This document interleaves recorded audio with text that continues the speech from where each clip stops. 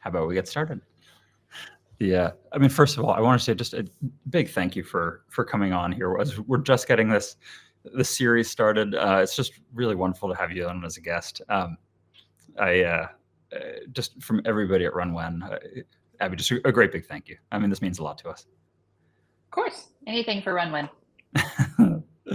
Yeah, for anybody who is new to us, I'm guessing you've all heard of Abby Kearns. Abby, the CEO of the Foundry Foundation, the CTO of Puppet. In many ways, I think Abby, like, you know, our title here was automation, how the evolution of automation with AI, and I feel like you saw kind of the start of what modern automation systems look like, and I think this is just a special moment. And I would love, you know, we're going to keep this sort of very casual, but maybe we could just start by talking a little bit about your background and sort of what got you into this particular field in the first place. Well, to say that, I would go way back in time before all of that. So I started my career a long time ago, 25 years ago, on the infrastructure side in hardware. And my first job out of college was running a project that implemented infrastructure. And back in the day, that was Sun DL380s, to kind of really put a finer point on it, hardware that's not sold anymore. But it was really implementing the hardwares and running it and managing systems at scale, and really having to think about true scale of distributed systems and managing systems that had, you know, more often than not, 4 to 5 nines of availability. And so I had to learn a lot early in my career about architecting for resilience, building at scale, running at scale. And back then, there wasn't a lot of known benchmarks around that. So there was a lot of experimentation in real live production. And that really cemented to me a couple of things. One, I love technology. I loved how, as a field, it really emerged from the ground up, learning how to rack and cable servers and understanding how data centers work and how a lot of the server configurations worked, to really moving up over the years into software and understanding how the cloud worked, as we started to navigate from not just on-prem to now cloud-based services, and then the emergence of what became known as and renamed as cloud native, but really thinking about abstraction layers as we move up has really given me both a love for technology as a whole, but also a really good foundation in terms of what does highly resilient systems look like, what are running systems at scales look like, and how do we all continue to take advantage of that? And I think that has really taught me both a lot about how to think about our systems, particularly when you learn them at first principles, but two, like, it's just amazing and sometimes a little bit of a miracle how these things all work together. I remember my first programming job ever, and it actually started with me helping rack a bunch of routers. And I remember thinking, like, okay, so I'm supposed to be writing Java code here, and this is where it all starts. It looks like, first of all, I did want to apologize. Maggie just sent me a quick note saying that we have a little bit of an issue, that we have 2 RunWhen links going right now on LinkedIn, and she's actually trying to move folks who are on the other link over to this link. So for anybody who's on, and for the recording, my apologies. But it looks like everybody is everybody's coming over to this link. So now we'll get the streaming right at some point. So I'm really curious, you know, as you sort of went from there, I feel like in the early stages of automation, first in the emergence of DevOps as a category, and then in the emergence of automation for DevOps, the industry just had different challenges than the industry has today. And I think that just sets some perspective for what challenges were there and what challenges teams were really trying to solve. I'm really curious, you know, you kind of started to touch on it a little bit, and I was curious if you'd be up for just double clicking a little bit more, because I'm trying to ask it in a way that will set context for later in the conversation as we start talking about what's different today and then what's going to be really, really different next. I mean, that's a great question. I think I think as all generations do, I think back to the earlier days of technology, it was definitely simpler times. You had a pretty standard stack. I worked a lot on large e-commerce systems, and so there was a standard LAMP stack, right? We all remember the LAMP stack. And so you had a kind of standard set of software and configurations in e-commerce. It was either ATG or WebSphere with a Tomcat front end and an Oracle 9i database. That was pretty much what everybody was running at the end, And so it feels a little bit like simpler times, because now when you start to describe how an environment gets built, it's like, well, I don't know, which of these 700 open source configurations are you running in your stack, and how are you thinking about managing everything from monitoring and management and observability to logging, log management? Are you visualizing those things? Like, it just feels like we had a lot fewer tools to have to worry about and think about, and it made both identifying and troubleshooting moderately easier and harder in some respects, because networks were a thing. But I just think it made it easier for people to really kind of get their arms around the scope of the problem and how we could narrow it down to really understanding some of the fundamentals. And I do worry a little bit, given the direction we've gone in with technology, to layers and layers and layers of abstraction, that we're sort of missing the point of a lot of the fundamentals around technology. Yeah, I definitely remember very well, like, struggling in this was still my first job, where I was started racking around a bit it was a consulting company. And I remember my second client futzing with Apache conf files. And then my third client futzing with the same Apache conf files. And by my fourth client, like, I really had it down. For those of us lucky enough to start as consultants, we learned really fast because we had to do it like 17 different times. You're like, okay, I got this, done. We kind of we didn't have Stack Overflow, but there was kind of only one really obvious option. It was going to either that or part of the WebSphere package. So, yep. Exactly. There wasn't a lot of variability, so we didn't really need Stack Overflow back then. And I'm curious, kind of as you think about more, my mental model, I'm curious if you share it. My mental model today is that what used to be production support became DevOps and Ops. And DevOps is this kind of fascinating category in between.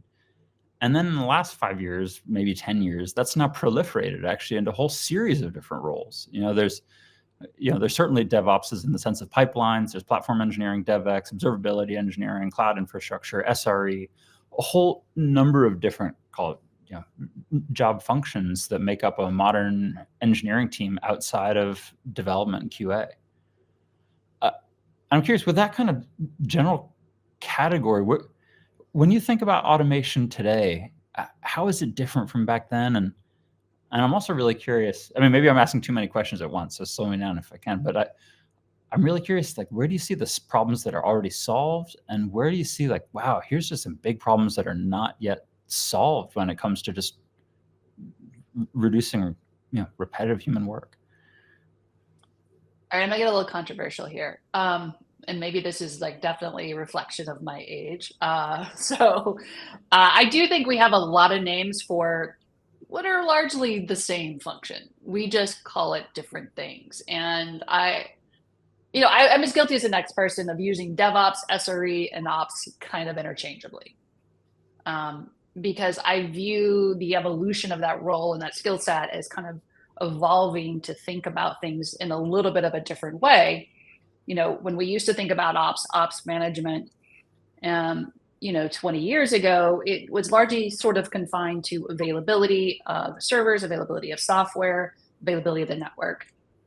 And you had NOCs and SOCs that really kind of were the front line of defense around management of those. We had runbooks and everything, but it was largely kind of scoped down. But now that scope has grown, so we have different roles and different functions that are taking on the proliferation of tooling that has evolved around the different layers. And I don't necessarily think that is always a good thing, because I do think when there were less people and less tools, it really allowed us to get back to what is the heart of what's going on, what's failing, where is it failing, how do we know that it's failing? And I think the levels of abstractions that we've built over the years has really taken us oftentimes a little further from the root cause of the problem. Now, that's not to say there's not a lot of amazing cloud native tooling out there that, we even run today in my job at Olympic that we're running. We're running amazing tooling like Argo, or CI/CD tools in Argo. I'm like drawing a blank all of a sudden. Everything just went blank. But there's a lot of amazing new cloud native tooling out there. But I think back in the day, you really had to be really understanding the fundamentals of what was going on in your infrastructure before you could start to apply troubleshooting. And as we expand the different roles out, I think things have gotten muddied around what are the expectations of the role, of the skill set, what is the knowledge you should have, and what are the handoffs between these different teams. And I think that we're at this really interesting inflection where a lot of the automation work we did 10, 12, 15 years ago to automate the distribution and the management of the infrastructure and the application layers, we're now revisiting all of that. I think AI has thrown a wrench into the way we thought we were going with automation. And I think it's causing, rightfully so, for us to really rethink what are we doing and where are we going. I'm curious. I'd be curious to double click a little bit more on that, because I first thought that we were going to go talk about, hey, a director of cloud infrastructure, but then you took us in the AI direction already. Top of mind. Yeah, I'm really curious to just, I don't know if you'd be open to double clicking on that topic a bit. Like you said, hey, AI is going to really change the way that we think about automation going forward. I think it's going to force us to, whether we want to or not. I think, I think when we think about the early days of DevOps, and we think a lot of early days of automation, a lot of it was to automate the manual work that we were doing to run and manage these systems, right? And it was really useful and helpful, but it also was, from my perspective, incremental. It was an incremental step as we think about where we wanted to go next. And what I think that AI is really pushing us all to think about is, okay, if that was an incremental step, the levels of automation we added in, what's the next logical step? How do we think about automating even more? How do we think about beyond just scripts and management and auto distribution or auto load management, but what else can we do? And how do we start to remove a lot of the manual efforts that people have to do and take them out of the system? And I think that's really where a lot of the interesting conversations, particularly on infrastructure and infrastructure management side, are really going, which is, what if we rethink this whole thing? What does that look like? And that, I think, is a really interesting place to be. So, I mean, are you kind of thinking that if you were going to make a couple of predictions about, hey, what life will look like for engineering teams, call it 5 to 8 years out, you think that there'll be an increasing, I'm reading between the lines, so don't let me put words in your mouth, but hey, the infrastructure that's required for an application, will it be a little bit more something that machines can figure out? So it'll be a little bit less like, hey, we have to do a lot of human work to figure out the infrastructure and the infrastructure needs, but more like, hey, we can kind of figure it out from the way the application is running. I think so. I think we're already there. Like if I look at the number of startups that are tackling different aspects of this, startups that are doing everything from auto discovery and application configurations, even for applications that have no available source code, which is amazing, and recreating those, to a lot of the agentic work where people are starting to lever agents to help run and manage some of their environments, to companies that are moving to much more of a visualization of infrastructure management and deployment, where you can drag and drop different aspects of your infrastructure and roll that out. Those are just the ones I know off the top of my head that are currently really being pushed out to what RunWhen is doing, which is, how do we automate not only just the development of your runbook and how to run your environment, but how do we automate troubleshooting? And I think we're close to really moving into that next wave. If I view where we are right now as very much a transitory period, which is we're moving from what we knew and what got us here to, okay, where do we want to go next? And how do we need to think about or rethink everything from the infrastructure all the way up to how we want to run and manage applications at scale in a highly resilient way. I mean, it's so interesting to hear that. I was just having a fascinating conversation with my good friend Howie Shu, is going to come on actually as a guest in a couple of weeks. Early days at VMware, and I remember being a beta customer of vSphere. And there was this great quote from Rajiv at the time saying, hey, I think that the really big impact is not taking one machine and making it look like many. It's the fact that we can suddenly make servers look like software objects. I thought that was such a transformative vision and such an incredible thing. But we seem to, over the last 10 years, it doesn't feel like we've made a huge amount of progress on that vision. We've continued to treat these things as software objects without taking more and more advantage of the fact of just how incredibly fungible they are. We took almost like hardware automation and then applied it to cloud infrastructure, but still keeping a lot of the same primitives. And what I'm hearing from you is, as you look out on the landscape of startups out there, you think that the industry is just about to take a really, really, really big step function here, where we suddenly really start treating these things like software, and it's not like a static configuration. It's more something very, very dynamic that we can rebuild on the fly at the infrastructure underneath us. That for me is really inspiring. I mean, that's where it feels like we're going. If I look at all the different companies and the innovation leaps that are happening right now, that feels like where we end up, which is really taking a lot of the manual work. And I know we've talked about removing the manual work. I feel like we've been saying this for 15 years. It's much like, how do we think about IT teams or any kind of technical teams? They're always trying to do more with less. That feels like the perennial objective for the last 20 plus years. But I do think we're at a really interesting spot where companies, and particularly technical teams, are managing more with less. The number of applications that were under management for enterprise scale 25 years ago was, maybe 20, 30? Like, it definitely was a manageable number. But now you look at what enterprises are running, and they're running hundreds of thousands, if not millions, when you think about some of the small applications all the way through to the SaaS applications, to mobile apps. It's just massive. And so the problem has gotten so complex that you have to have automation now. You can't run an enterprise level environment without automation. It's just impossible. You can't throw enough people at that problem, which then begs the question, then what? Now that we're really leaning into automation to run and manage our systems at scale, then what comes next? How do we think about managing these environments in a much more resilient way, and really leveraging our teams to think through where things should be going and really looking at the future, which is really what a lot of these technical teams should be doing, rather than dealing with a lot of the minutia. Are the logs filling up? Do I need to deploy this? What's the order of operation we need to roll this software out? Or how do we rebuild this system? Or do I have the right drivers on? Do I need to roll the right drivers out? I just feel like we're on the cusp of really taking that problem off the table and leaning more aggressively into automating all of that. I mean, to your point on doing more with less, I remember very well, if I could rewind all the way back to that first client that I mentioned, by the time, for me as a backend Java developer, when I wrote my first line of code, the client had already engaged my firm for, I think, 4 months, and they were already about $2.7 million into the project. Before, as the first backend developer, before I wrote the first line of code.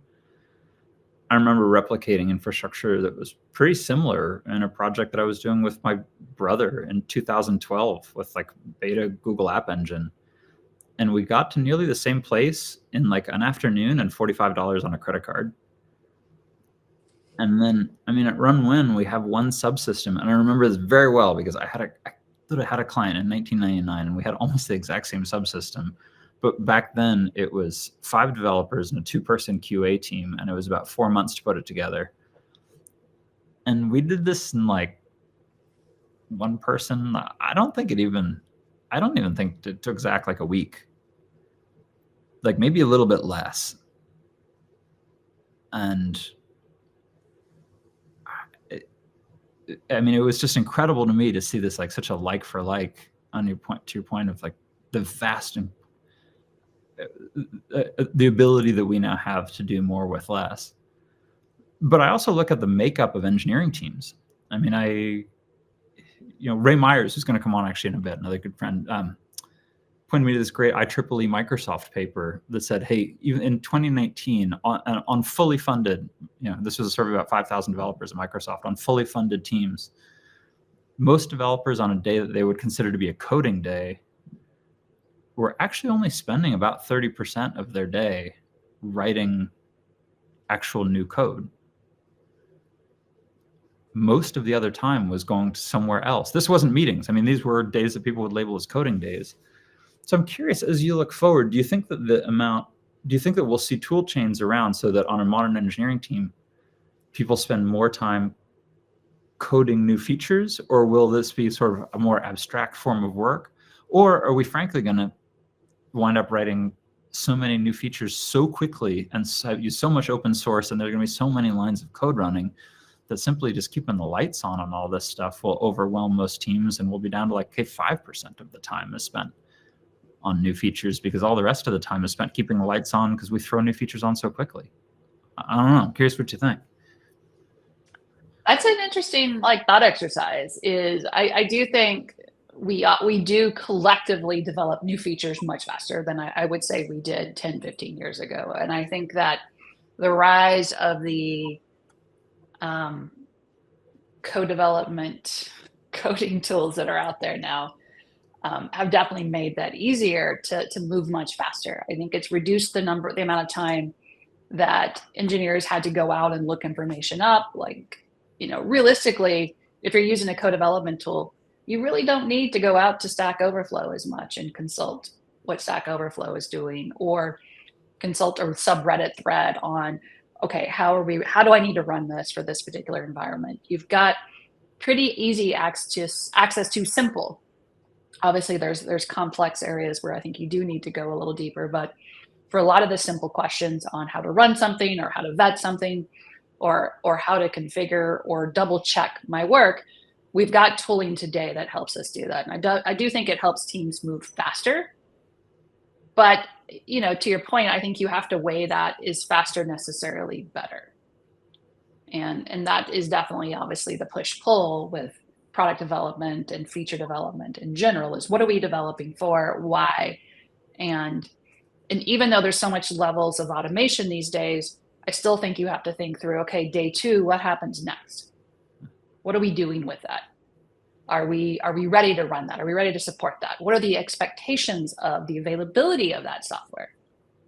Is it supporting, consistent daily active users, or is it a batch job? I think really just understanding also the resiliency requirements of that service and what the expectations are. And I think we've been running really quickly the last 5+ years in general with feature development and new applications and new services and new server calls. But I think there's also a point where you have to say, okay, what are we doing next? And are we thinking this all the way through to its natural conclusion as we think about what we're building? And I don't think that work goes away. And I think more importantly, I think we have to slow down just a little bit to go faster anyways, to say, okay, what are we doing here? Just because we can, this is the age-old engineering conversation, just because we can doesn't mean we should. Yeah. I mean, I remember there was this great IBM study of hey, when developers are writing greenfield code, by sheer line of code count, someone writes about 100x the lines of code in the same given amount of time as somebody who's going back through older code and trying to do a lot of refactoring work or working through something that requires simply working through an older code base. It's always been one of my predictions that some of the direction where a lot of the coding assistants are heading, and just proliferation of more and more open source in a modern stack, is that difference, instead of being 100 to 1, will be more like 1,000 to 1 or even 10,000 to 1. The ability to write something new is going to be so fast, but when you have to go back and edit code that exists and has been running, that's just going to be just as hard as it ever was, and there's going to be a heck of a lot more of it. Oh, for sure. Yeah, refactoring, there's no shortcut to refactoring. There's just no shortcut. Well, I mean, to maybe kind of put a bow on the whole thing, I guess, as you look forward to, for folks who are listening into this and trying to make their own career decisions, to say, all right, hey, I'm in one particular engineering function now, but hey, I might have an upcoming opportunity to pivot a little bit to the left or to the right. As you kind of think up of what are some of the engineering skills 3, 4, 5 years from now that you think are going to become increasingly important, that you'd recommend that a lot of the people listening in should focus on? And what are some where you think, like, hey, they don't need to spend time sharpening those skills because they're just not going to be as critical? I'm curious to get your take. Oh, I think the fundamentals are going to become more important than ever before. Like software development 101, like, what are we doing? How are you doing it? Thinking through structures, thinking through data structures, thinking through data contracts, thinking through, as you develop your code, how is this going to run? How is this going to scale? How are we going to manage this, in, tomorrow or the next week? I think a lot of the fundamentals don't go away. I think the coding assistants give us the ability to go a little faster, but I don't think it takes away from really understanding fundamentally, what problem are you solving? How are you solving it? And what are your expectations for this code over time?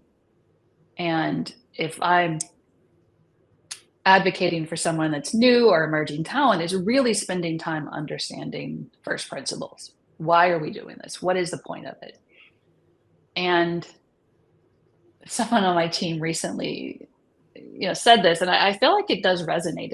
The interesting thing about software development is that there is a perception that it is just a rote job that you can easily replace with a coding assistant, because all you're doing is generating lines of code. We're done. But the fact of the matter is it's an art. There isn't always one answer to the question, but there is a flow to it and a process to it that does require critical thinking and understanding the why of how the language work, the frameworks work, how it all hangs together, that I think gets lost when we talk about automatically generating lines of code. And I would advocate anyone that's coming into the career as early career to say, I'm going to spend time on my own learning the first principles, learning the fundamentals, and learning the why, so that I can really turn it into a true art and really interested in solving problems versus just my goal is just to generate lines of code. I think there's just a fine line there. It's funny you mentioned that. It does make me think. Last week I was doing a career workshopping session with a friend. She's a couple years out of a mechanical engineering PhD program. And it really did strike me that for her, because of coding assistants, what used to be, hey, software engineering, if you want to be one of the greats, you kind of start when you're 13 or 14 years old, just because there's so much to learn on like raw coding. And she had such a structured way of building things. It struck me because she's basically, had done some coding through her PhD program, but not a ton. But then over the last 2 years has done a lot. And I think her work is beautiful. I mean, it's just extraordinarily well put together. It kind of struck me, to your point, that there's something about this engineering mindset of figuring out contracts, figuring out, okay, how do I separate interfaces from implementations? Okay, how do I decompose this tricky problem into a set of things that I can build that will all work together in a way that will minimize friction and minimize wear? That for her was so incredibly intuitive, and for her the ability to have an amazing career path in software development is very open. And I think if I look at tools like 20 years ago, I suspect it actually would have been a lot harder. I mean, she's kind of flying through the basics incredibly quickly because, she doesn't need the 5 or 6 years that it takes to make Java or Python or Go syntax and standard libraries so totally rote that you don't really have to think about them anymore when you're typing. She can just operate at a much higher abstraction layer and get the coding assistant to do a lot of the, I mean, it's almost like working with a compiler. So anyway, that was kind of the first thing that I thought of when you mentioned that. I do think there's something around those like problem solving skills or building skills that's going to become a lot more important, while, you know, knowing pointer math that was really important back in C days is like, it's going to become a little bit of a lost art for people outside of OS programming. For sure. And I think it should, but I also think, to your point, the troubleshooting has kind of gone by the wayside a little bit in terms of the expectation is I can rely, or I can ask a ChatGPT a question, or I can go and find it. Whereas I do think it's going to become more critical because there is a nuance. It isn't just a matter of spitting a line of code out and having it all work flawlessly. There's usually something in the middle there that isn't necessarily clear cut. And particularly when you're dealing with larger and larger, more complex code, right? When you're running a distributed system, anybody that's ever built a platform knows it's a multi-year process. And it's not multi-year because no one knows what they need to do. They know what they need to do. It's very complicated work that takes time. And there's just no way to shortcut that. And I think that everyone is always looking for the shortcut, and there is no shortcut. Can this make you easier? Is it a tool? Absolutely. But is it going to solve the entirety of your problems and you're never going to have to think again? No. In fact, I think it pushed more on you to think more. Critical thinking skills, understanding first principles, the ability to troubleshoot in a incremental and logical manner to understand what you're trying to deliver. I think those skills become more and more important. I wouldn't be doing my job if I didn't take the opportunity that, after you said troubleshooting twice, to give a very brief plug for RunWhen. I mean, you better. That's why we're here.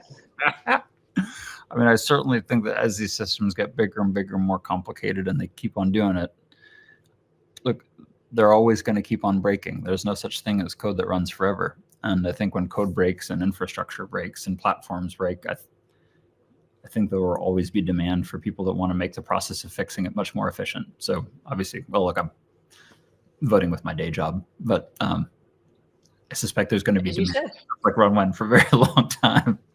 Hey, just to wrap up, one last question, and I know we're already way over time, and I appreciate it. If you were going to give any career advice to your former self, what would it be? Oh, that's an easy one. Don't take it all so seriously. I feel like I took the first decade of my career very, very seriously and very intensely. And now I'm like, I could have just relaxed a little more into that and just enjoyed it. So yeah, don't take it so seriously. No, that's good. Thank you so much. I always enjoy our conversations. I mean, you've given me an incredible amount of advice here as we've been getting my company up and running. I feel like every month or two I'm bumping into somebody say, "Oh yeah, Abby, oh no, she also helped me get my company up." Oh wait, no, she got my company up and running. I mean, I don't know how many of us you have out there, but you got quite a few, or at least I'm bumping into them over and over. I always love these conversations. I always learn a lot, and I wanted to say a big thank you. Well, thank you for having me, and I'm a big fan of RunWhen and everything that you and the team there have built. And a special shout out to Shay for introducing me to such an amazing founder. Woohoo! Hey, thanks again.